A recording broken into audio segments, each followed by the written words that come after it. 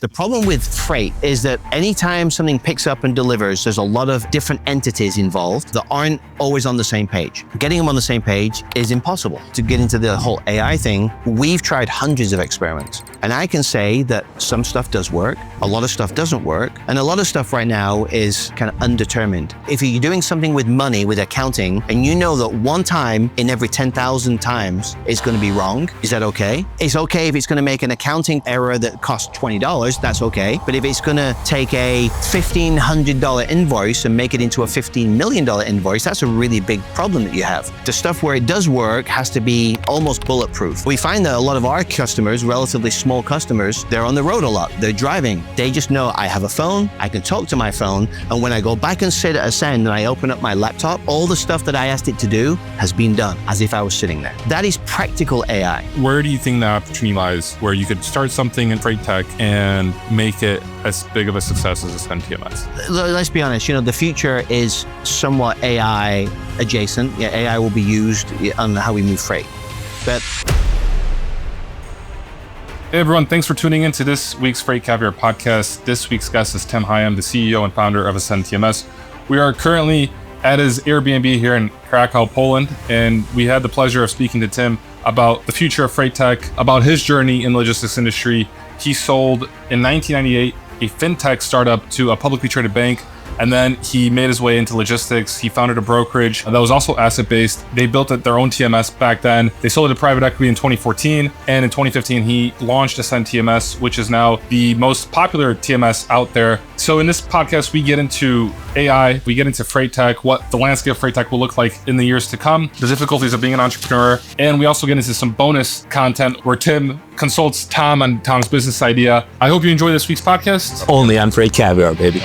For everyone that's listening right now, little background on Tim. Tim, you were born in the UK. I was. Then you immigrated to the United States, I believe when you were in your 20s, if I'm not mistaken. Yep. You launched a successful business that was in the bank fintech Yep. space. Got acquired right before the dot-com bubble in 99. Yep. April the 16th, 1998. Best day of my life. Yeah, that's when I kind of went from being, a hopeful dreamer into somebody that said, okay, I've sold a company. I sold it to a publicly traded company. And that was the first time I made any real money. And it wasn't a lot of money in today's world, but for a 28-year-old kid, it was real money. Yeah. So you got the money, and then I guess in many ways, the economic landscape shifted.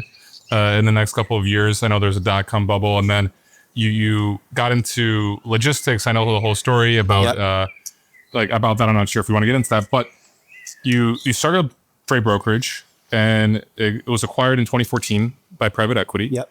And you, during or inside of your brokerage, you built your TMS. And we only built our TMS quite simply because we couldn't afford, when we started it, there weren't that many options, and the options that we did have were very expensive. There were good companies, McLeod, Trimble's TMW system, and a few others, but they were out of our price range for a brand new brokerage that had just started up. And, I've got a background in computer science, and I used to write computer games when I was a kid. So we essentially wrote our own TMS, what's the Forrest Gump, we didn't know any better. So we just started writing code. And next thing we know, we've got an actual viable TMS that ran the business, all sweat equity, by us. Then we, hired some programmers to help us build it out. But we didn't ever intend to sell the software. It was simply a means to an end. It was to run the brokerage as efficiently as possible. And then eventually, when we sold the brokerage to private equity, I bought the IP, the intellectual property of the TMS side of things. And I said, we can essentially sell this, we can repackage it, we can make it usable via this new thing called the web, the cloud-based web. And we can allow all the SMBs, the small mom and pop carriers and brokers and shippers, to have access to real, true, proven, tried and tested TMS technology. And they can sign up just like they do to QuickBooks for their accounting or Salesforce for their CRM. And I want it to be just as fast and cheap as QuickBooks and Salesforce. And so we built it, 8 months after we started it, we got our first customers. First customer was literally 8 months after we launched. It was August of 2015, I believe. And then 18 months after that, we were profitable, and we've been profitable ever since. 8 years of consistent profitability. We've never had, over that 8 years, an unprofitable quarter. We've got no debt, and because we don't chase shiny new things. We do one thing and we do it really well. Are you drowning in invoice chaos? Stop digging through inbox threads and email attachments to piece together your AP process. ePay Manager centralizes invoicing, document audit, and payments in one controlled system. Enjoy more clarity and less chaos with ePay Manager. Learn more by going to epaymanager.com. Did you say 8 months until you got your first customer? Yeah, 8 months. So the first 8 months, we took the IP that we bought from the private equity firm when we sold the brokerage, and we then had to make it not for one entity. We had to make it multi-tenant for multiple entities that could come and use it. So the TMS as it stood was only for that particular brokerage. So we had to take all the custom stuff out, and we had to basically make a version of it that could work for any broker, any asset carrier, or any shipper. So that's what we did. Got it. And so you did that over the course of 8 months. Yep.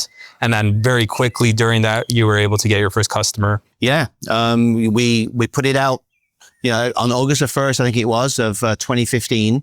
The website went live because we were stealth until then, and nothing happened for 3 or 4 days. I was doing the social media thing. And then one day in our, dashboard, an account had been created. I was like, there's an account. Somebody created an account. I said, this is crazy. And they're like, guys, did any of you create this account? And they got their 30-day trial. And 31 days later, they put their credit card in. And man, when I look back now about how basic it was, I mean, it's like today, you look at a typical car and it's got all these buttons and all these things, electric windows. We were the Model T. We were like, it was just hard rubber, no hard wheels, no rubber. It was the most basic car that you had ever seen. But we were so proud of it because back then, all this, 8, 9 years ago now, back then, people were just amazed that you could access this technology without having to install anything. You didn't have to buy servers. It was just access through a web browser. Yeah. And so it's actually laughable when I think what we had back then, Tom, but we made it. It was very simple, easily accessible, and It was. You didn't have to pay a ton of money to get Correct. it. Yeah. What I wanted to add to that is it was the first, I think, TMS that was directed for the small to mid-size carrier and broker, which was also like back then, if you wanted to get a TMS in 2015, you had like the big companies that have been around for a while, but they're very expensive. Very expensive. Yeah. So like if you were a small carrier or a small broker or mid-size, like you would be resorting still to potentially using Excel or another form or maybe Google Sheets, the whole Google Workspace. It wasn't called Google Workspace then, but that was just coming out. But it's not just the money either. When you're a small business owner, you don't have a lot of tech chops, meaning, you don't have a full-time IT person. All you know about technology, if you're a typical human being in any business, you know how to use the web, you know how to use your email. And once you've got those up and running, if you ask a person, how do APIs work, or ask them anything beyond a web browser and maybe putting in a particular key or login a password, it makes their head explode. And so we had to make sure that the technology we had was not only cheap, but it was accessible. And accessible means you have to get rid of all the tech jargon. You launched in 2015, August 2015, or that's when you got your first customer.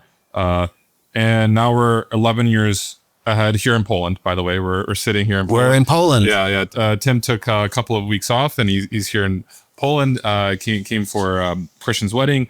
And so I'm interested because there's so many changes being made, especially over the last year when it comes to coding, Claude Code, ChatGPT, all this AI stuff. And now, I'm very curious on your take on what the next few years are going to hold for TMS companies, for freight tech in general, because it's unprecedented what the improvements that we made in terms of AI and coding, right? And what do you see? Like, you've been in computer science for a while. When we started the company, we had to explain to people what the cloud was, that they could access this technology, and they say, well, where's all my data? Well, it's being stored in Amazon. What's Amazon? You mean the place I buy, my stuff from? Yeah, but they've got this thing, Amazon Web Services. Don't worry about that. We actually had a PDF that we had to explain to people what the cloud was, how it worked, and it was safe because like the government used it and the national security agencies use it. And so it took about 2 years to answer those questions. And then everybody stopped asking the question again. Why? Because the fear was lasted 2 years, and then they got used to it, and then everybody now was accessing their email online, so they're like, oh, okay, the cloud question's been answered.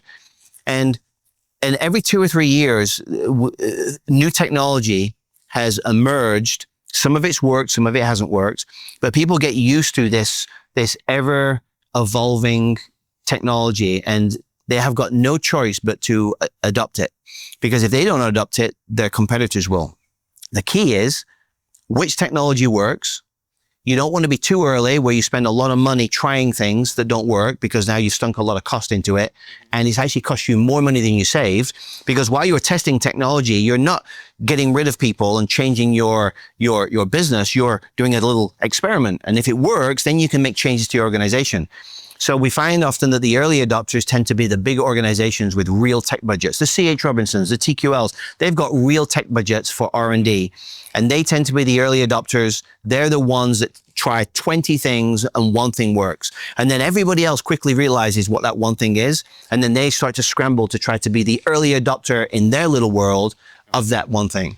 So I think that we're going to continue to see these 2 or 3 years cycles of technology being tried, the good stuff being adopted, the bad stuff being thrown out, and then there'll be another cycle. And the last few years, we've already seen a few tech companies going bankrupt, because people tried them out, but there was no economic viability to that solution. And when there was no economic viability, the customers slowly went away. That company ran out of money. They couldn't get any more VC funding or PE funding or any funding from anywhere, and they went bankrupt. And that's just the way that capitalism works. So for the future, to get into the whole AI thing, we've tried hundreds of experiments. And I can say that some stuff does work, a lot of stuff doesn't work, and a lot of stuff right now is kind of undetermined. It might work well enough for us in our personal lives to ask it questions where accuracy doesn't matter too much. The problem is when you want to have it accurate, 9,999 times out of 10,000, is that good enough? Like if you're doing something with money, with accounting, and you know that one time in every 10,000 times is going to be wrong, is that okay? I don't know. Yeah. It's okay if it's going to make an accounting error that costs $20, that's okay. But if it's going to take a $1,500 invoice and make it into a $15 million invoice, that's a really big problem that you have. And so I think that we're all trying to figure out right now is how much risk are we willing to take in that middle area? The obvious stuff where it doesn't work, you don't even bother trying that. It becomes very obvious what those things are.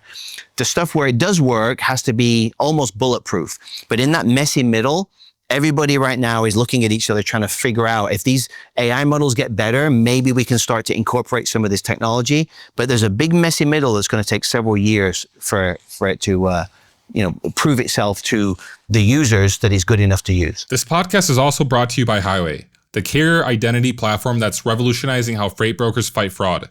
Every day, new threats emerge, but with Highway's robust tools, you're always one step ahead.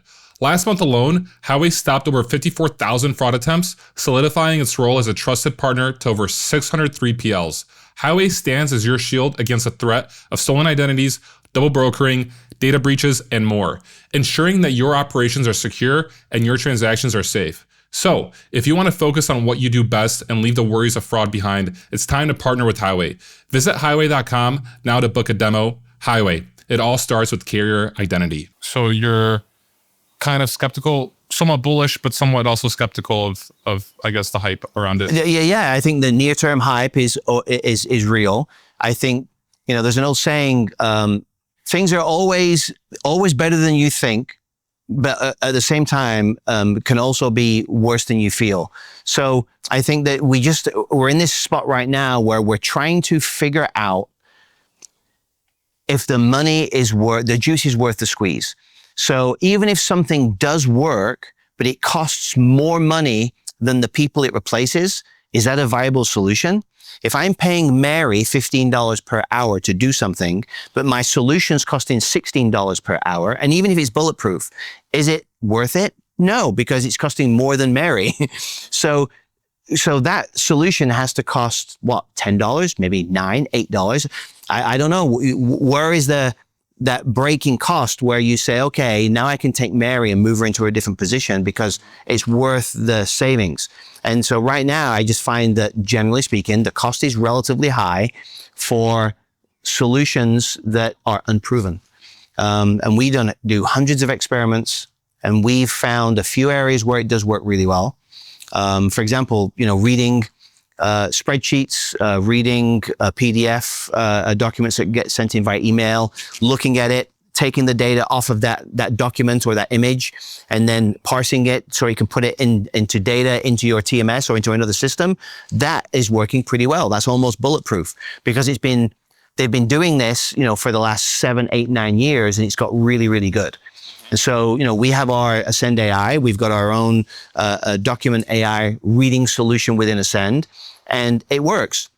But there's a bunch of other stuff that we don't have because we've tried it, and it works a lot of the time, but it doesn't work enough of the time. Sure. So I don't want to put something out there for our customers that they'll call me up and shout at me, because all it takes is that one time out of 100 or one time out of 200 for it not to work, and I'm getting a phone call. If that phone call costs them $2,000, guess who they're going to send the bill to? They're going to send me the bill. Hey, they're going to forget the other couple hundred times it worked great. They're just going to be mad at the one time where it cost them $2,000 because it sent the wrong amount of money to the driver. It's just like in brokerage. Just like in brokerage. You get shouted at a lot. Yeah, there's a lot there. I think as a young person in the industry, trying to figure out and navigate all of this, there's information there that you're telling us that's like, okay, we're in a cycle of evolution, which is new. And there's people that are adapting all the solutions out there. They're eating some costs because some things aren't working or they're working great, but the cost is relatively high for solutions that are unproven. So if you're just a young freight broker or a young dispatcher carrier, how do you navigate this? Are you trying to test all these models? You can't really afford to them. You're still trying to sling freight every day. You have to pick your battles. If you're a young freight broker, the first thing you need customers to move freight for. You need carriers that will move the freight, and you need some kind of technology that will allow you a system of record to do all that, right? So I think that, that's why we've done well and we've grown. AscendTMS has been growing last 3 years, even just through this freight recession. The last 3 years, we've grown every year. Our profits and our revenues have all grown. We're growing this year again, because, we are the highest value solution. And so what we do is we say to our customers, what kind of AI do you want us to incorporate for you? So they say to us, these younger, not just young, but these customers say, hey, I hear that this is a kind of a cool thing to do. And so we get these requests that come in, and then we build that solution for them.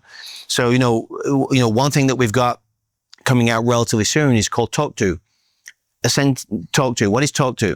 Well, we find that a lot of our customers, relatively small customers, small brokerages and small carriers, they're on the road a lot. They're driving, and they don't have the time to open their laptop or to open their phone and start using Ascend to look to see, if that PepsiCo load picked up yesterday, or what dock door you have to send Ernie the driver to pick up the Home Depot load. So Talk To means that you can just get your phone and you can ask Siri or your Google Assistant or even your Chat GPT or Gemini model. You can just talk to the phone. And so it takes about 60 seconds to set up. You basically put your credentials in for Ascend. But while you're driving along, you pick up your phone and you say, hey, assistant, I won't say it because my phone will talk to me, but you say, hey, assistant, what dock door do I need to send Ernie to for the PepsiCo load that's picking up today? So you talk to it, and then using basically an MCP server, although nobody needs to know that, it can even knows what an MCP server is. Level That's our 4. customer. Yeah, level 4. So all they know is they talk into their phone and ask it the question, and it does the thing for them that they would have had to use their, keyboard for or their mouse for. So that was one of the biggest requests. A lot of our customers are on the go.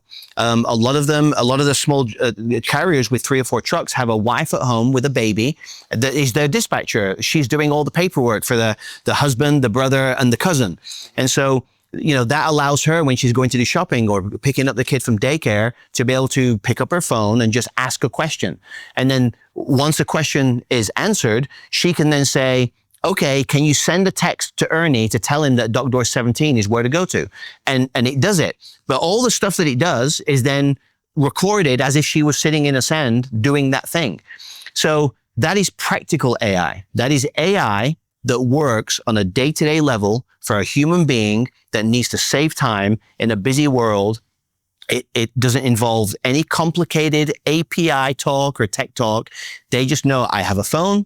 I can talk to my phone, and when I go back and sit at Ascend and I open up my laptop, all the stuff that I asked it to do has been done as if I was sitting there. That is how AI, I think, is going to be incorporated into technology for most people, because most people don't have propellers on their heads. We already have it. It's in testing right now. By the time this goes live, we'll be very close to having that launched.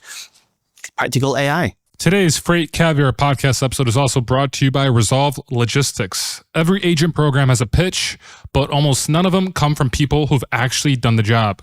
Resolve Logistics was built by former agents, people who carried their own books, ran into the same walls, and built the program they wish they had. Modern tech, a real split, and a back office made to grow a book. Are you ready to take your book to the next level?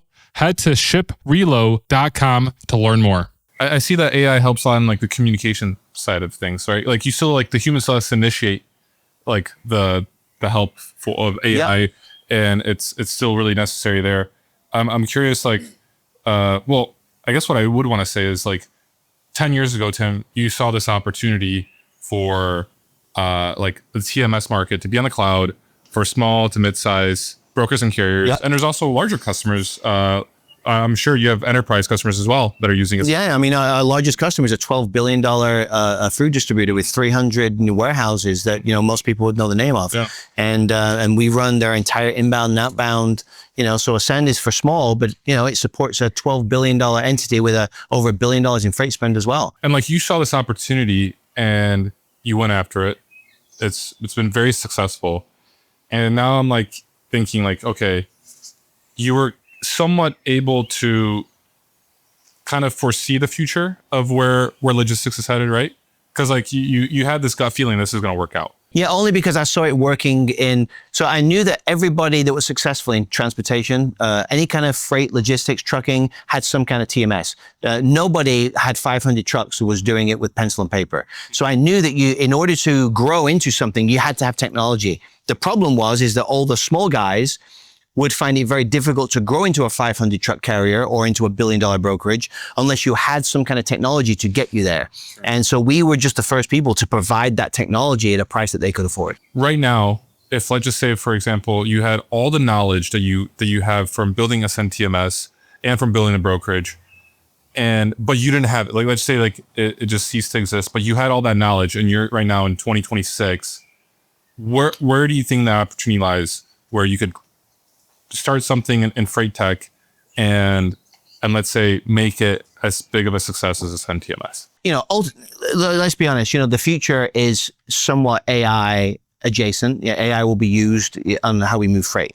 But a lot of people find it very difficult to take any kind of technology and replace the physical world with it. So AI has done amazing things for things that were already just zeros and ones. Healthcare is a good example, or legal is pretty big because, legal is always just using words on a screen, to make contracts, etc. So there's a lot of really good solutions in those areas. The problem with freight is there's two main things with freight. First is that anytime something picks up and delivers, there's a lot of individuals, different entities involved. So you might have 6 or 7 different touch points, from a shipper to a warehouse to a broker to a carrier to a loading dock at the other side or a distribution center, and then it goes to the final. So there's a lot of people involved and entities involved that aren't always on the same page. Getting them on the same page is impossible. So that's one big stumbling block. And then the other thing is that freight is physical things that are moving, and it's very difficult. You'll never be able to replace the actual things that are on a truck with AI. All you can do is to try to make that stuff get to the end destination more efficiently.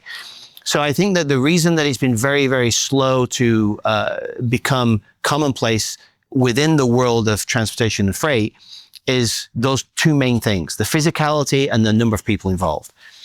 However, the future, I am almost certain, is going to be, especially with things like, the whole fraud thing going on and the SCOTUS ruling with Montgomery, I truly believe that in the next 10 years, we're going to evolve into more of a marketplace or exchange-based approach, where people will choose the marketplaces that they want to be involved in, and you'll have trusted a supply of loads on one side of that marketplace and a trusted supply of trucks and drivers that can move the freight on the other side of the marketplace. And it'll almost be like a members-only club. You'll be vetted on both sides, but once you're in the club, the people will say, I love this marketplace because I know that if I've got freight that I put forth to be moved, good, honorable people that will pick that freight up and they will move it. Will there be still some issues and claim? Yes, there will. But generally speaking, they'll get solved because they're good, honorable people moving the freight.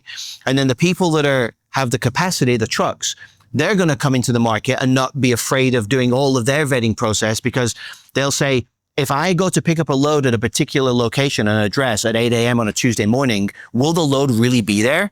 Will I really get paid once the load has been delivered? And once they realize that that side of the marketplace is also being vetted, you'll end up with a marketplace that everybody will flock to.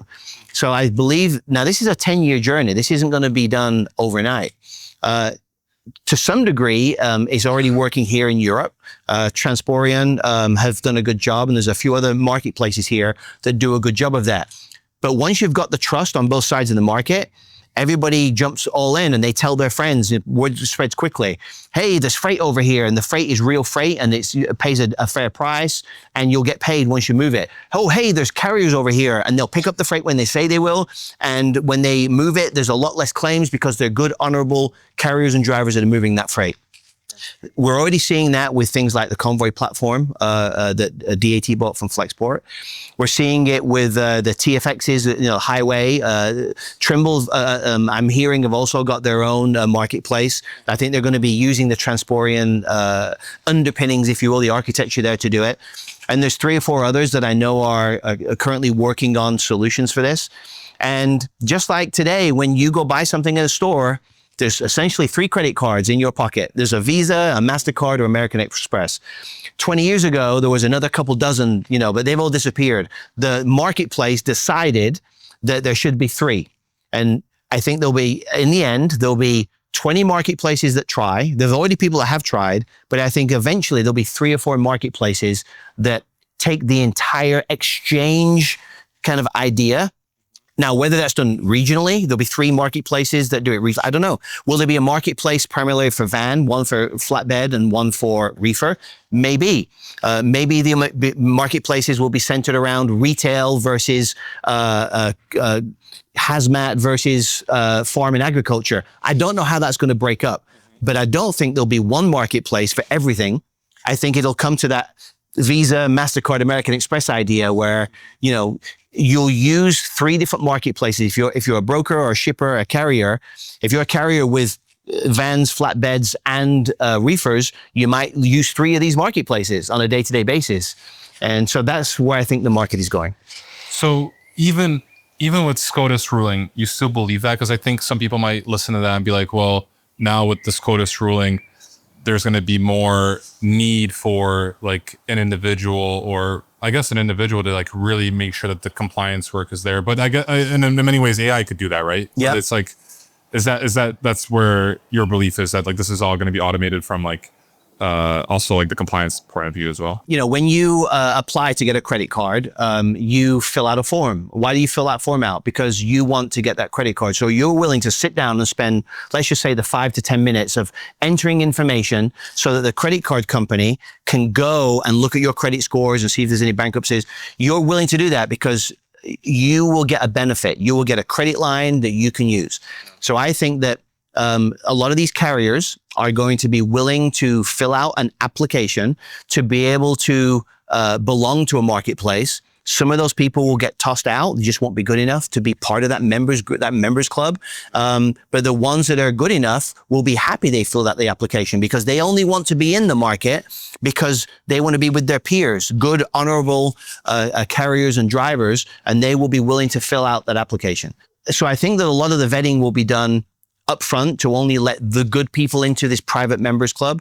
But then there'll be compliance done every single time a load picks up because driver turnover for a typical carrier is still over 100%. So if you take a 10-person carrier with 10 drivers, 10-driver trucking company, and they're absolutely fantastic today. If we were to go forward a year from now, those 10 drivers have all moved on and they could be replaced by 10 of the worst drivers ever. So what you thought was the best, safest carrier today might be the worst carrier a year from now, or vice versa. You could have the worst carrier today. They get rid of all of their bad drivers, just get good drivers, and now they're the best carrier a year from now. So that's a slow-moving target that you have to constantly vet the drivers and the carriers on each load transaction you're moving to make sure that they're still okay to pick that load up. So, and the whole, we could talk about SCOTUS forever. Nobody knows what the end result's going to be. We are 3 or 4 years away from court rulings. There'll be trials with judges, then there'll be appeals, then there'll be appeals upon those appeals, then it will go up to, maybe even again, certain things will go up to the Supreme Court again.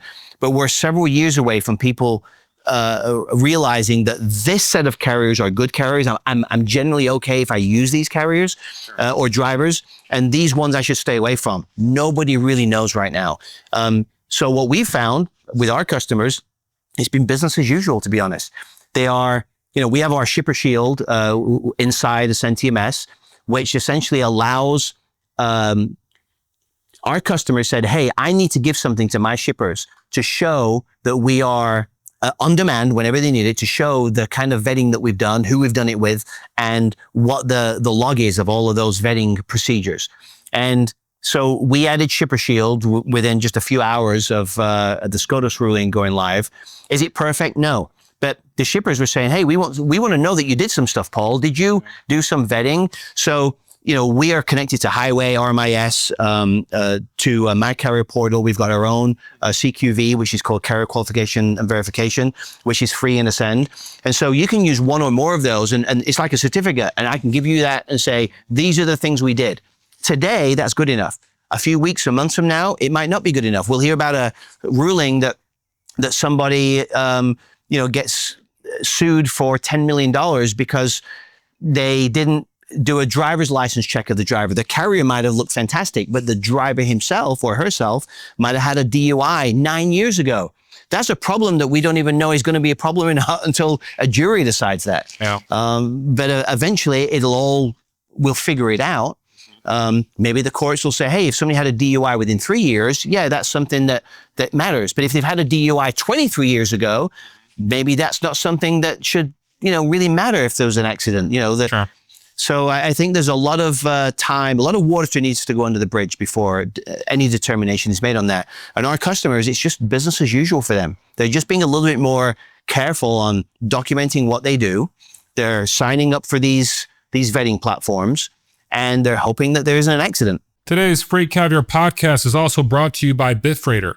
Bitfreighter is a freight integration platform built for transportation. Connect shippers directly into your broker TMS and automate the life of your loads from quoting to communication to execution. Replace unpredictable EDI costs with fixed rate connectivity and use live quote to move from waiting to winning. With thousands of pre-built integrations on BitFreighter, you're not looking at another integration project. You're looking at turnkey shipper connections, reduce manual work, create more opportunities, and grow without transaction penalties. BitFreighter is the only platform that connects you to all of your shippers, allowing you to automate quoting through invoicing with both Shipper Connect and Live Quote. Go to bitfreighter.com to learn more. I think for a while, I at least in this industry felt that, oh, I know how to build a trucking company. I know how to build a brokerage or work within a brokerage, right? I'm safe. I'm always good. I can always make money. However, with all these changes in tech and AI, things are changing, and you do have to keep your head on a swivel, and you can't just totally stop observing the environment, right? Well, so, in trucking, brokerage, you've got two main things that will come to bite you. The first thing is, you have a few customers, you're making a living. The first fear that everybody has is those customers going to use your competitors to do the same thing. So you've always got to worry about that. If you've got three main customers and you lose two of them, you could go bankrupt. You still got one customer left, but the other two went and you just use your competitor. So you're always afraid when you get up every morning. You've got to do a good job so that you can keep your customers. And the other thing is this structural change that's happening, which is now I'm not only afraid of losing my business to a competitor, I'm afraid of losing my business to one of these new age competitors, whether it's autonomous trucks, whether it's robots. I mean, if you've ever been to a robotic warehouse where the truck will bump the dock door and these robots will go in and they will move the pallets, they will scan the pallets, assuming that they came on, properly scanned, with the right barcodes. The robots will take the things and they'll put them on a conveyor belt. There'll be robot arms that can come in and unshrink wrap, or on the opposite, if you're loading the truck, it'll shrink wrap. It'll take the things off the pallet. It will then scurry along and put them in the right areas in the warehouse. Those things are real. I mean, I've been to several of those warehouses where, there used to be 100 people at that warehouse and now there's 5 or 6 people. And those 5 or 6 people are essentially just repairing the robots. So you've got this entire new world to be fearful of as well. So even though people will continue to need freight and logistics because we all consume things, the problem is going to be you have to keep up not only with your competitors taking your business, but with these new age competitors, supplanting you and removing your need because they've automated it. I think that's a little bit further away, but it is a problem. I think that if you've got young kids, I think logistics will look a lot different for them than it does for me or for you guys. You've been in this forest that's always been around, and you've got logistics. You can always make money, and now you see that swaths of forest are being chopped down, and now the jobs that you used to have, the animals you used to hunt, are totally different, and there's not as many potentially. And I think that's a little bit of what you're saying, and you're like, that might come to us. I would argue that there's like the forest that has I guess the ancient forest, or the forest that's always existed, is changing, and instead of maybe hunting with a bow, you're hunting with the gun. And it's like, if you want to survive and like actually grow, you need to adapt, because there's still going to be, like, for example, okay, there's maybe going to be less trackers and less carrier sales reps, but now there's going to be more people that need to actually be able to run this technology and run the robots. So in a way, like the landscape is shifting. But I mean, I was just listening to a podcast with Max Levchin, who's the founder of PayPal, and now he's got the founder of Affirm, and he's saying like he doesn't like how there's like this, I guess this feeling that all of a sudden jobs will disappear because there's still so many jobs available, and like the amount of jobs, the job is just going to change structure, right? I agree with that. Yeah, I agree with that. I think if I look back at when I was had a brokerage, we were about a $40 million brokerage. I have no interest at all in any kind of brokerage or asset-based carriers today, but that was my apprenticeship to learn how to write software, right, for that business. But we had, give or take, around 50 people there on any given day. And we did about $40 million in revenue, profitable business. I think that today, or certainly in the next few years, you could probably do that same amount of business with about half of those people. Okay. I think that's one of the reasons that margins are being suppressed and pushed down. It used to be pretty standard that you'd say, hey, 15, 16% on a truckload basis is what your gross margin would be. And out of that 15 or 16%, you take out, all of the expenses of the brokerage, and hopefully you're left with 4 or 5% at the end of the year, right? If you haven't had too many claims, et cetera. I think that I don't know how low it's going to get, but I think that you're going to get into a situation where 8 or 9% is going to be more norm, because 80 or 90% of everything will be automated. 20% will be handled just as they are today. Fire drills taking place, people screaming at each other. That's always going to remain.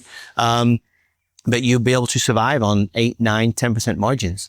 How fast we get there, I don't know. Yeah. But yeah, just like it's the difference between the bow and a machine gun. Yeah. So I guess to that point, so you said you could basically reach to like a $40 million revenue business with about half the people that you had. Yeah, 20 to 25 people. And I think a metric that has been often used by brokerages is like revenue per head count. Mm-hmm. And I know like a few years ago, probably like 8 years ago, like the golden standard was to have $1 million in revenue per person. And that's where I think a lot of brokerages, at least I remember the brokerage I used to work for, like the CEO kind of stated that. At least he told me like that's kind of their goal. And I think back then we were at around $500,000, but there was a lot of jobs that were being outsourced. So obviously the costs were a lot lower too. But so like you get to a point where, let's just say margins are lower, more compressed. You get to a point where you're being more efficient because let's just say you could get to $2 million headcount, which would be, I think right now, still amazing, right? If you get 2 million headcount, that's unbelievable. And then all of a sudden, so these people are just more efficient, more productive. And I guess the question is, what happens to the rest, right? Yeah. So 2 points. First of all, if I go back 10 or 15 years, $1 million per person, per head count, was it what everybody's goal was? It was kind of the stretch goal, if you will. A lot of my colleagues and friends in the business, they were at $500,000 to $750,000, could still make money at that. But the goal, that was what they wanted to try to get to $1 million. But in that 15 years or so, inflation, rates are up and stuff. So $1 million today is not that difficult to reach because rates are up so much, right? And so I think that, the next goal will be, $1.5 million. That'll be the stretch goal because as inflation takes over, getting to $1 million is just easy. So I think you got to take all that with a kind of a grain of salt. That $1 million will move to $1.5 million. In 10 years from now, it'll be 2 million. 2 million might not even be enough because of inflation. But the real question is what happens to the people that are displaced? So if we do get to $1.5 million or 2 million per head count, there's another 25 people that have been removed from that brokerage or even a shipping department or even a trucking company, certainly the back office people. Where do they go? And 2 things can happen. Either they go sit in their bedrooms and play video games, which is, could happen. Or what I find is that, most human beings, like to do something, have some kind of purpose. So many of them will probably do what they know how to do. They will start new brokerages or they will start new businesses. They will, if they have a hobby making sunglasses, they will start a sunglass company because they've been forced into it. They've been let go. They moped around for a year and now they decided I got to make some kind of money. I'm going to pursue my dream and have a 3-person sunglass company. If you ran a trucking company, you might go and try to recruit some drivers and start a trucking company. So, and then that in itself will increase capacity and it will drive, rates even further down, which means that then technology has to take up the slack once again. So, I mean, if you look at the reality, even though we've had this AI thing now for 2 or 3 years, we're not seeing mass unemployment. In fact, we continue to see employment at really high rates, and not just in the United States, but around the world. So I think we're not seeing mass unemployment. We're just seeing everybody get more efficient. And, those people with a 50-person brokerage might not get rid of 25. What they might do is they keep the 50 people, but they become a $100 million brokerage with 50 people, not a $40 million brokerage. So they just double the amount of business they do with the same amount of people. And they'll do that over a 5-year period. You don't just go from 40 or 50 million to 100 million, but you get there over 5 years. And now you've basically just become a much more efficient machine, but it took you 5 years to get there. That's why I think that the journey of AI is going to take a while for it to really, show itself, and I don't think it's going to be mass unemployment. I think it's going to be more employment, just more efficient employment. I love that.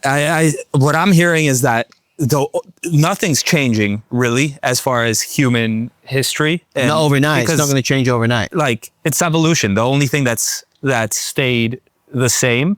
And if you're worried about this, like, it's the same shit we've always done, which is evolve and adapt. And yes, that forest might be changing if we stay on that metaphor. But like Paul's saying, or you're saying, instead of hunting with a bow, you've now got more efficient weapons or tools, tools, which is one of our superpowers as humans, right? And we're kind of thinking through, okay, so what do we do? Either the forest doesn't shrink, it's unlimited, it's so big that 50-man tribe is just going to make way more, have way more resources, have way more food, etc. There's other analogies too that, we can fit for the audience to understand. So about 10 or 12 years ago, there was the Association of Radiologists, the people that read MRIs and X-rays and things.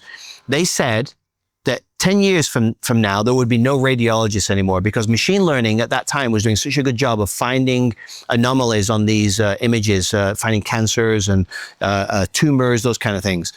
And so they said in 10 years, radiologists won't be needed because the machine will say 100% accuracy, this is where you have tumors, etc. But if we fast forward that 10 years, today there's more radiologists than there were 10 years ago. Even though that the tools have got so much more accurate, they're finding more of these tumors earlier, which means the radiologists are still needed to hold the hand of the patient, see them through treatment, and help them navigate this horrible thing that's happened in their life, which is some kind of cancer or tumor, which is very fearful. The machine, the AI, is not going to hold your hand, Tom. It's not going to sit by your bedside and explain to you what the treatment options are and do follow-up tests, etc. You need a radiologist for that. So the technology has just essentially created a bigger market for radiology because it's finding the tumors earlier, which is saving more lives. There's another analogy too, is when you look at AI in regulated businesses where there's some kind of regulation to be in that business, you find that AI is very slow to take over because the regulation itself has been put on the books to keep people safe, make people sure get paid, making sure that everybody is doing the right thing. That's why regulations exist. And so AI, you can't just put AI into a regulated business, like, for example, making nuclear power plants. Very regulated. It takes 10 to 15 years from the time that one is proposed to the time that they switch it on. AI might help with the building of that power plant, but it's certainly not going to replace the power plant being built just because AI is super smart. Sure. Regulated businesses are going to be really slow to change. And so I think that people seem to forget that the AI is just another set of tools in the tool bag. For most industries, it is not a complete replacement. And even when it does help industries, it just makes them more efficient. Same with law and legal stuff. Lawyers still exist today. They'll exist 100 years from now. Yeah. And they'll just use these tools to be able to work faster so they can build their same rate that they build today, but do twice as many contracts so they can double their income. No, I agree with that. I'm curious, Tim, like from I'm not sure if you want to answer this question, but I'm going to throw it out there anyway. And you could decide to not answer it. But let's say you were now right now forced to put $1 million into a handful of companies in logistics that you see out there. Which companies are you betting on? Which companies are you going to put money in? That's a great question. And it's going to be just logistics.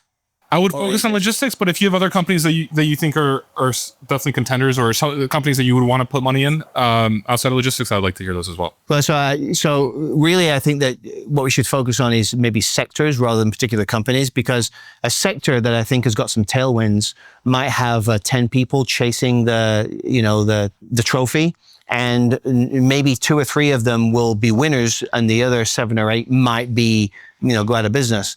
So I think that if you look at sectors where I think there's a lot of tailwind, a lot of opportunity, certainly in fintech, payments, we've already proven that payments can be made off of the banking rails. I mean, here I am in Europe, I have a driver that drives us around. And when I pay him, I said, should I send the money, via PayPal to you? This is when I was back in the United States. And he said, no, we use an app here called SmartUp. And I'd never heard of SmartUp. And I was like, is this a scam? SmartUp? Never heard of it. And so I did my research and realized that, yes, SmartUp, here in Poland and in the UK, and there's a few other countries where it's really popular. And it works just like PayPal. I put my credit card in and it sends money to his little cash app, essentially. And he gets the money and he can keep it on there. He can move it into one of his other banking channels or wherever he wants to move it to.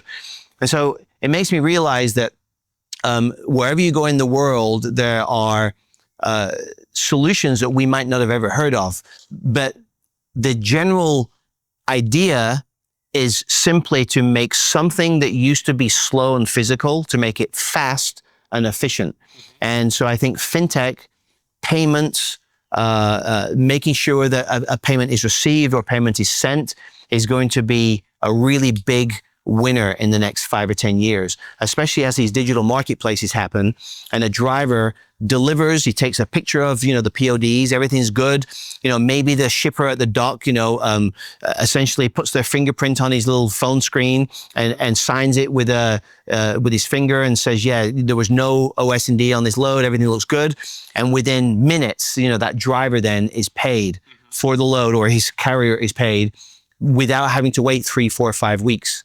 I'm wondering, because aren't we basically already there with that? Like, doesn't that already technically exist? Not at scale. It does, but it's not widely used.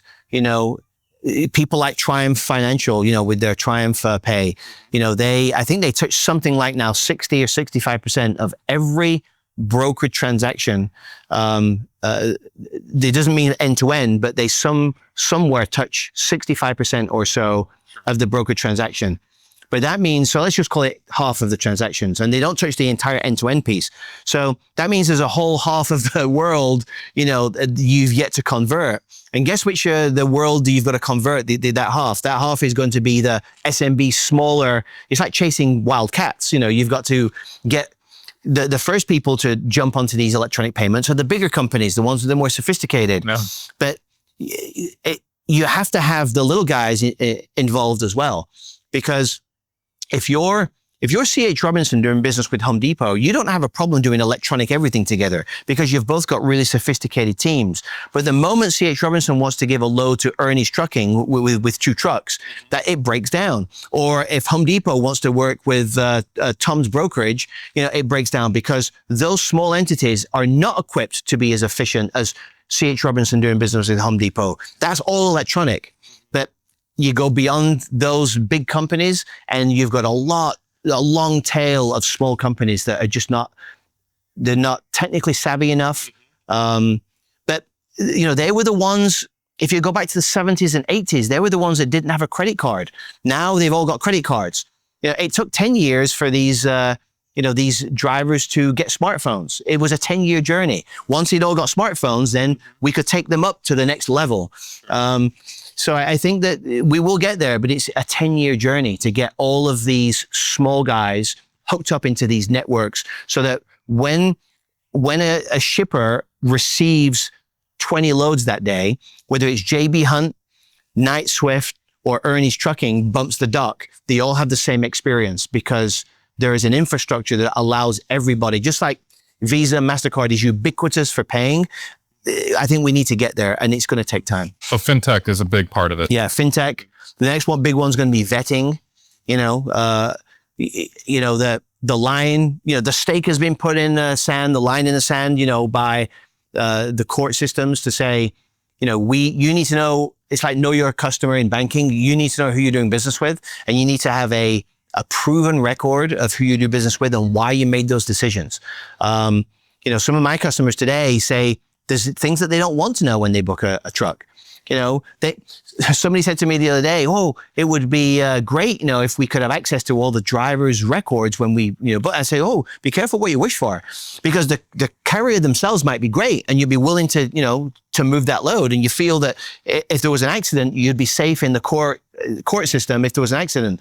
But if you knew that Tom had that DUI 9 years ago, would you still want to use that carrier? Maybe not." Yeah, sorry, Tom. Yeah, Tom doesn't drink.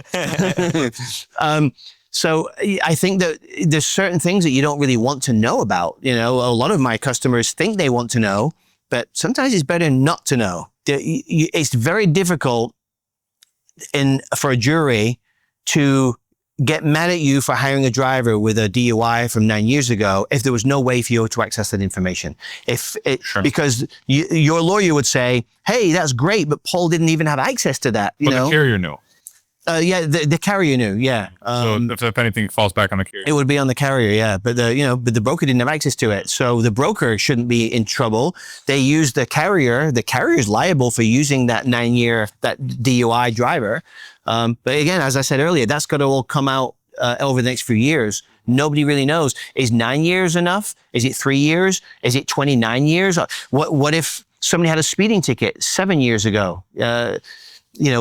Any plaintiff attorney can make that small violation look really, really bad in front of a jury. We've all had speeding tickets or some kind of traffic violation in our past.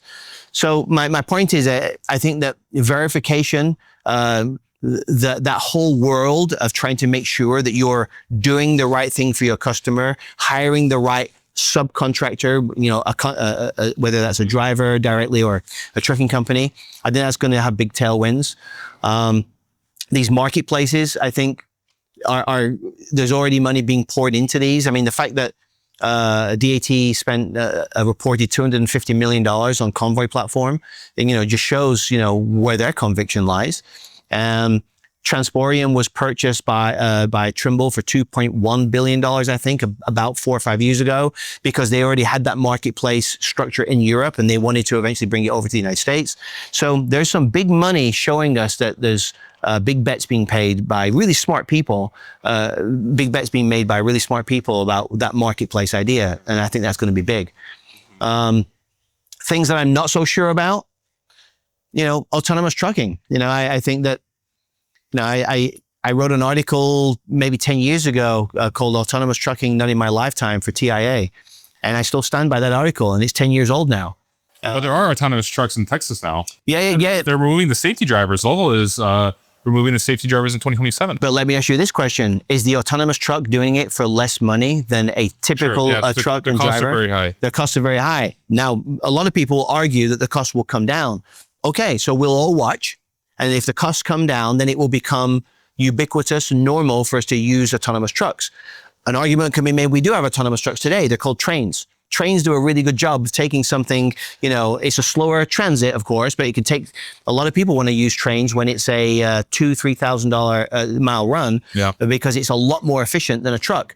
We're already seeing the average length of haul go down. When I started my career, an average length of haul was somewhere around 700 to 800 miles. And now I think we're in the 500 mile range. And that's because of the infrastructure that's been built in like smaller areas or like smaller cities, like I guess UPS, Amazon, and like kind of building out like the warehouses and that's right. Centers. Yeah, that's right. Yeah, 20 years ago, you would just put a warehouse, where you could find relatively cheap land and labor to stand it up. Today, if you're putting any kind of warehouse network in, you're doing sophisticated analysis to make sure that it's in the right spot between population centers so that you can get things in and out quickly. And so that's meant that the general length of haul has come down. There's also two other reasons. One, for many years, and even today, a lot of drivers don't want to be away for 3 or 4 nights. They want to be regional drivers. They want to be home. They don't really mind maybe being away for 1 night, but they don't want to be away for 2 weeks, right? Yeah. And so I think that a lot of drivers would say, well, look, I'm willing to drive for you company, but I don't want to be a long haul driver anymore. I want to be short haul, regional. So that's one reason. And another reason that it's probably come down is 20 years ago, there were a lot less trucks moving this Amazon type, Shopify type stuff around.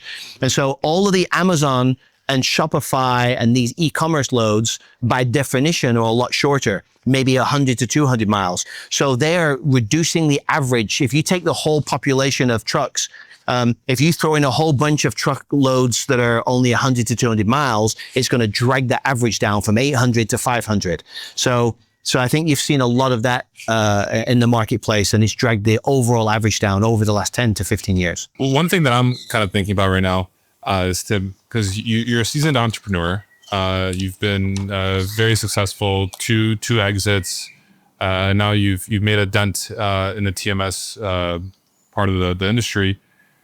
I'm wondering, how do you navigate the turbulences of entrepreneurship? And I think a lot of people that haven't been entrepreneurs kind of think, oh, you have it all good. You have such a nice lifestyle. Probably you travel the world, et cetera, but they don't get to kind of understand maybe the mental, I guess, kind of fixations or the mental problems that you have to go through. Maybe not like, mental issues, but it's like the mental game that's, that is involved in building a company that's successful, that's profitable, that's growing.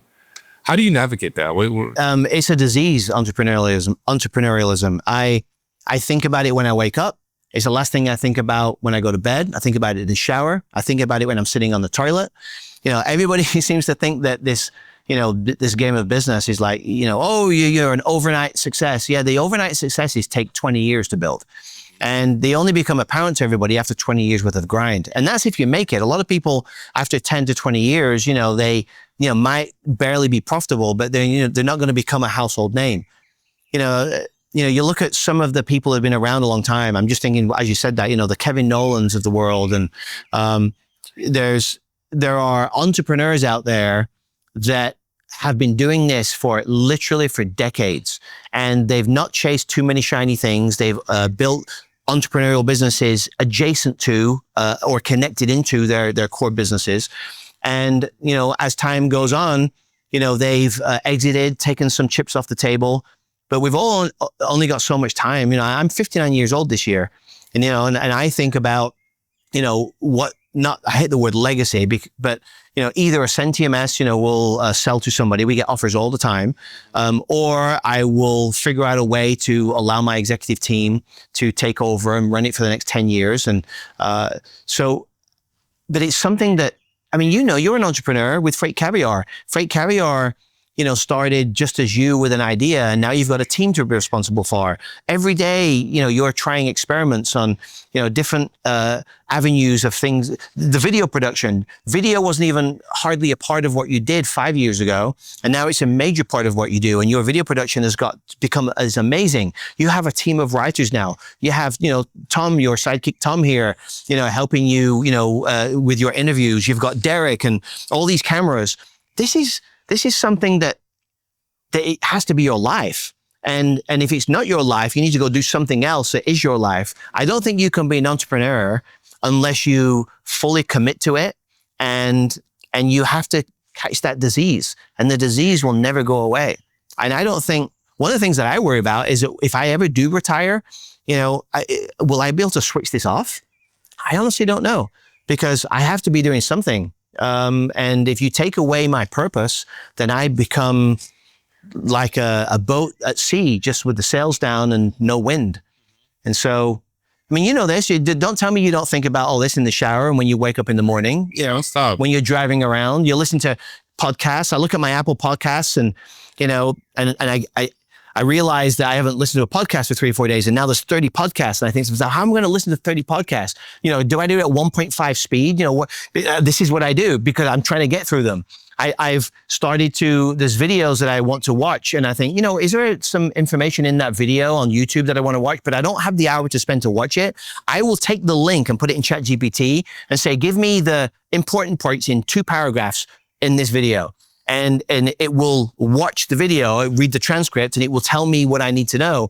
And then I might say, tell me, what the minute and second points are in that for this item. And now we'll just go to that 2 minutes within the video. So I'm trying to use AI to try to become more efficient.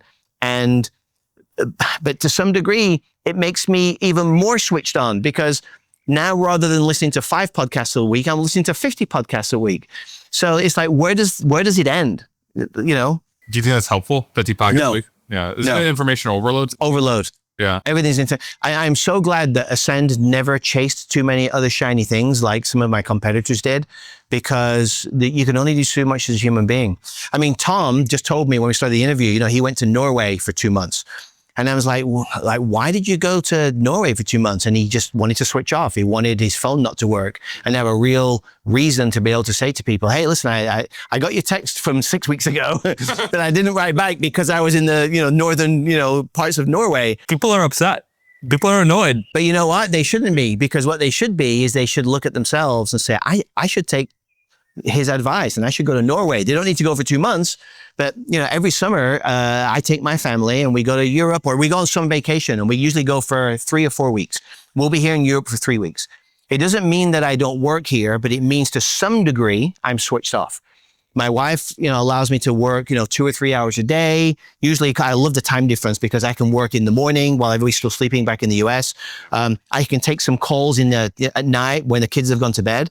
But the rest of the day, I can do family stuff. And I try to put it in airplane mode, and I try not to be too involved. It's not going to Norway like Tom, because I can't take 2 months to do that. But you have to switch off, because otherwise 2 months. Otherwise, you will just consume yourself. I'm curious, do you think it's possible to do that? Do you think you can structure being an entrepreneur? And earlier in the conversation, you said the way we're evolving with AI and the way the industry is going, people are either going to play video games or they're going to go into entrepreneurship and start businesses. And we're going to see more smaller businesses, right? As an entrepreneur, do you think it's possible to be profitable and not have it kind of consume and take your life? And be able to go to Norway for 2 months?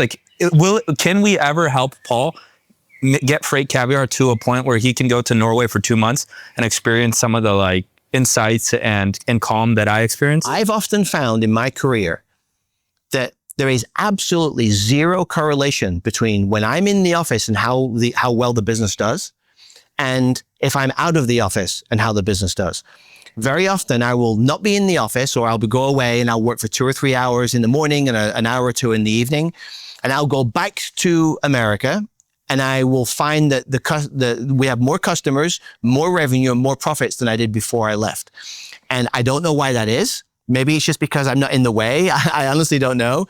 And it doesn't happen all the time, but I'm just saying there is no correlation. If you build a really nice business up, that business can run itself. You don't need to be there. That's the objective.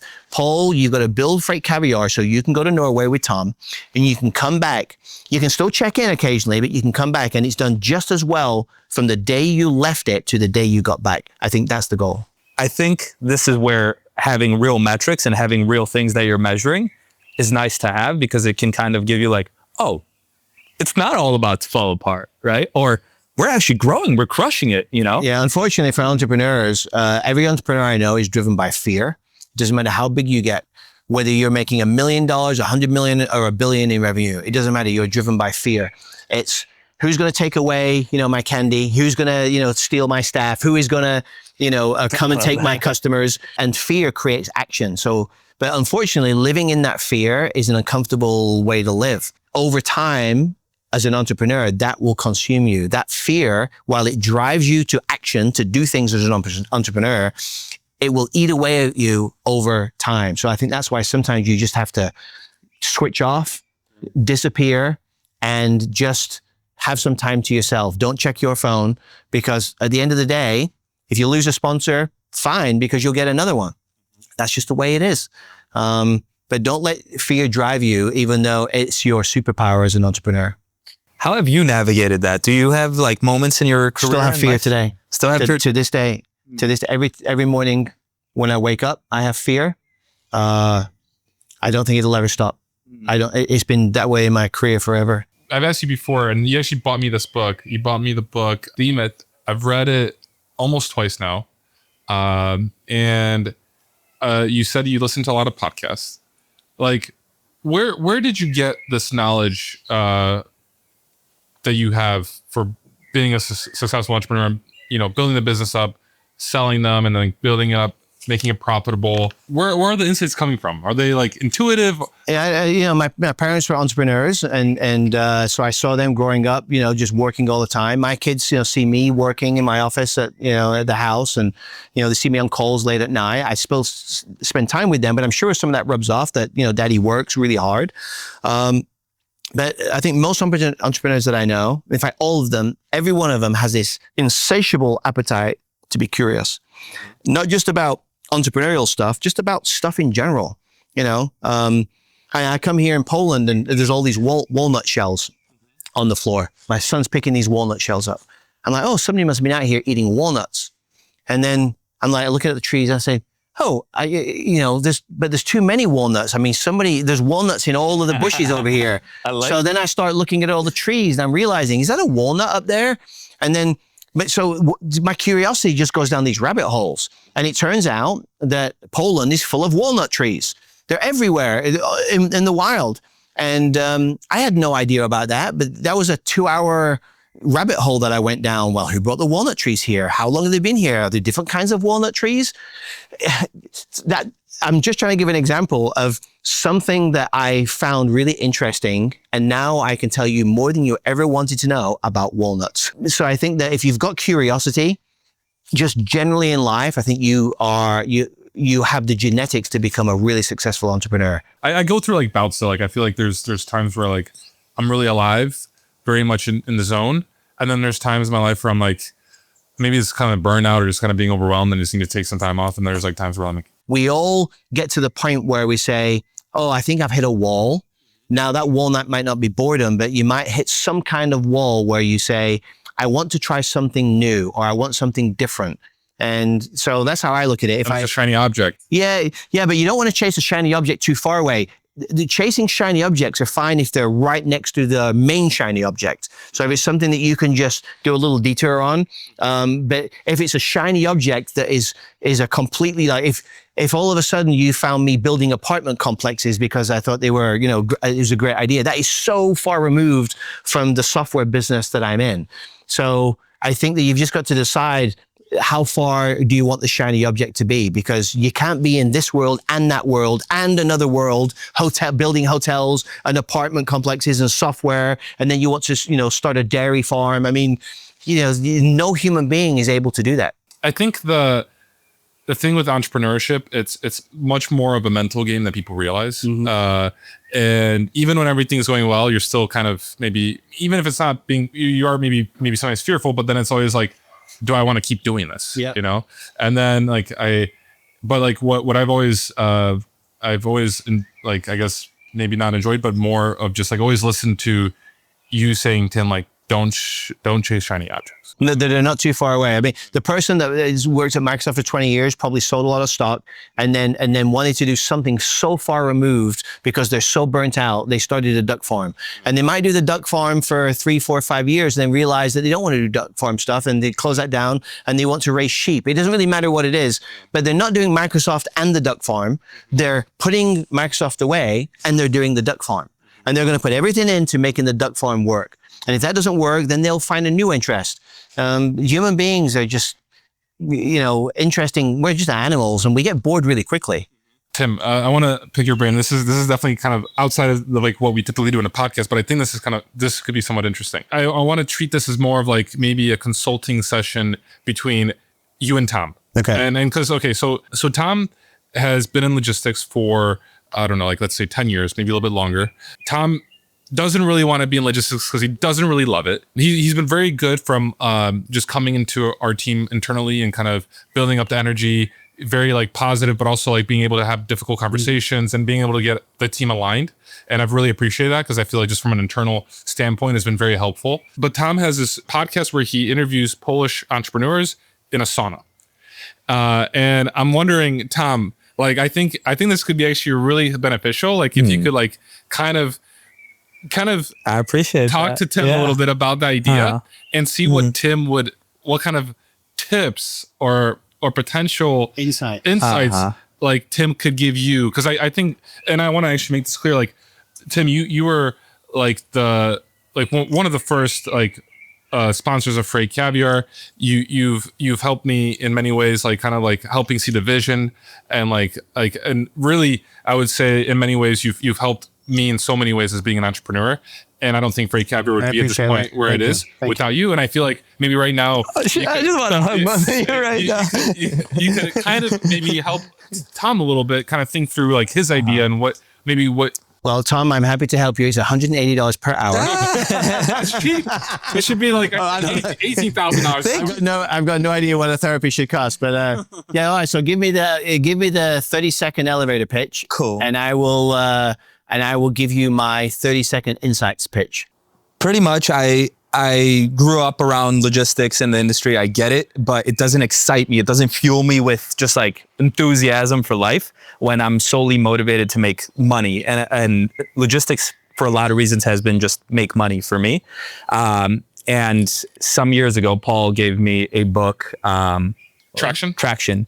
And in Traction, they talk about a big ass goal that gets you excited. And I went crazy with this goal that I was journaling with myself and asking myself in the shower every day, like, how do I want to spend this one precious life? And I'd ask myself this question over the course of, 30 days, 60 days. And eventually, like, boom, I know what I want my ideal days to look like. And I know what kind of life I want to fight towards to kind of just put a dent in the universe that feels worthwhile for me, which is kind of connecting people from the business world to the nature world. And I'm sure you've felt those themes. I love trying to find these similarities and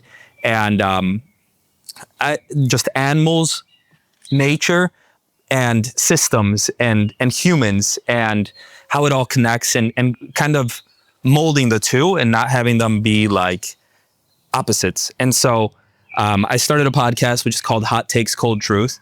And on there, my big vision goal is to be speaking with world leaders and people from all over the world about topics on any stage, on any level. And I know I don't have the best memory. I'm not this rocket scientist or any of these things, but I do know that I do like to listen to people and I'm curious. And if I could, in a sauna, kind of talk to people on difficult topics, and when it gets too hot, or even bring two people in on stage to talk through and navigate the hottest topics of our times, and kind of debate, which is what America's built on, which what I think is how the truth comes to light. And whether it's logistics issues like what we've talked about and touched on here, or whether it's war issues and politics and the world being divided by sides, right? And then cool off, go plunge and cool off and try to find the truth in what we just talked about between these two parties, and then enjoy some great mead and kind of, I have a love for ancient old history and kind of blend my style into all of that. One thing I learned in Norway was that humans, we evolved over the course of 1 million to 2 million years ago. Ray Dalio talks about how we've been evolving over the course of 2 million years. And actually, one of our biggest advantages is that our ability to be able to really understand each other's strengths and weaknesses really freaking well, so that we can outcompete the other tribes around us. Because 2 million years ago, 1 million years ago, we started kind of competing. And the tribes that could get along and communicate and solve problems the most efficiently, the most fairly, have the best systems in place, those tribes that were able to really understand each other's strengths and weaknesses and help each other out, etc., are really the people that were able to bring us to this point today where you and I can sit here and we have the same DNA of those people that won that competition, that game, that battle that was being fought. So the reason you're probably, wanting to do this is because inherently inside yourself, you've got, a lot of questions that you want to, answers to. There's a subject called anthropology, which is essentially, the study of, nature, people, the interactions between people. Where did we come from? Tribes, cooperation, competition. So I think that you need to take a piece of paper and say, okay, to do this, what are my top 3 goals that would, if this big, hairy, idea, worked out, what would I want the end goal to be?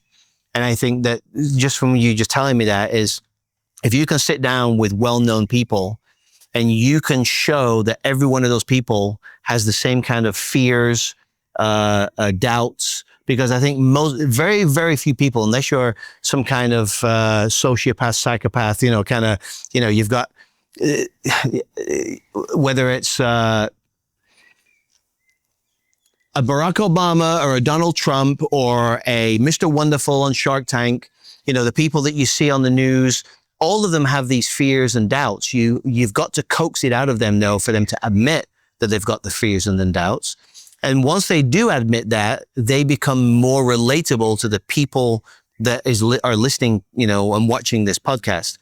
Jerry Seinfeld did this in his car, where he would drive around and he would have interviews in one of his cars. Jay Leno did a similar thing. But it was, again, that's the idea. You replace the sauna for the car. And those were very popular shows.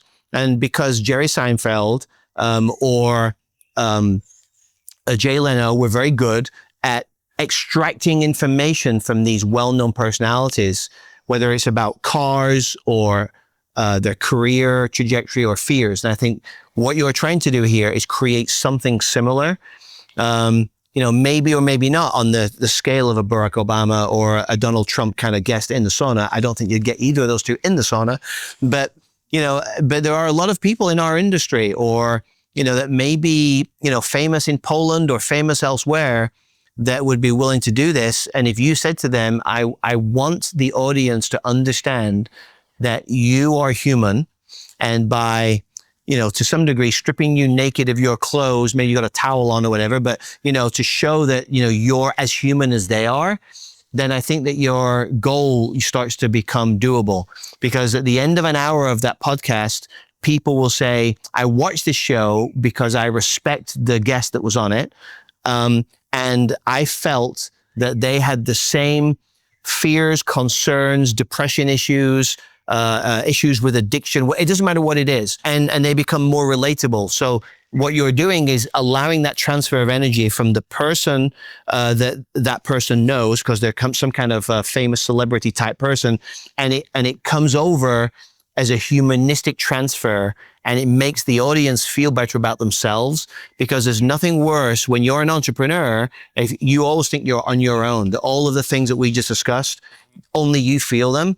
But when you share with me that you can't stop thinking about it and you hit brick walls and you get tired, that makes me feel better, because now there's a club of 2. And then when you tell me that you have the same fears and, now we've got a club of 3, and as we increase the club, it normalizes all of these things. So I think that there's nothing wrong with that idea. I think that, you can get sponsors to sponsor this. The kind of sponsors that I would go for are the people that provide things like self-help.